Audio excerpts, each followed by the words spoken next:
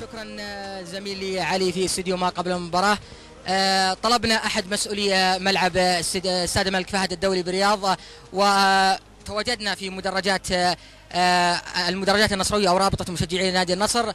كنا نود أخذ لقاء داخل المدرج، لكنه في تصرف يضع أكثر من علامة استفهام من قبل رئيس رابطة مشجعي نادي النصر إبراهيم حقوي، الذي رفض تواجد القناة الرياضية في مدرجات أو بين رابطة مشجعي نادي النصر.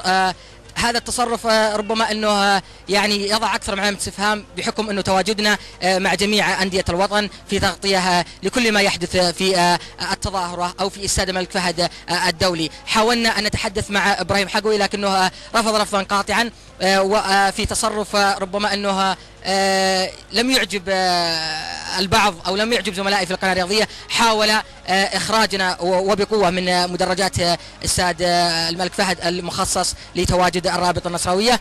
سنكون بعد قليل مع رابطة نادي النصر، ولكن أردنا أن نضع المشاهد الكريم دائما في قلب الحدث. عودة إلى الزملاء في استديو ما قبل المباراة. شكرا للزميل فهد المجاهد. صراحة لا تعليق، ولكن أيضا في نفس الوقت تكون وجهة نظر شخصية خاصة بإبراهيم حقوي كقائد لرابطة مشجعي نادي النصر، ولا